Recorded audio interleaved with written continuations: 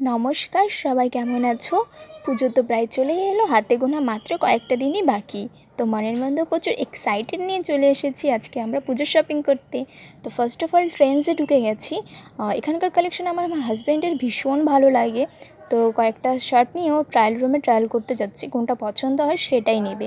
তো ততক্ষণ দাঁড়িয়ে আমি আর কি করব, আমি ওই বাচ্চাদের জিনিসগুলো দেখছিলাম, ভীষণ ভালো লাগছিল জিনিসগুলো দেখতে। তো ওর জন্য একটা টি শার্টও নেওয়ার ছিল, তো সেটাই আমি পছন্দ করে দিচ্ছিলাম ওকে। তো এখানকার আমাদের কেনাকাটা সব শেষ।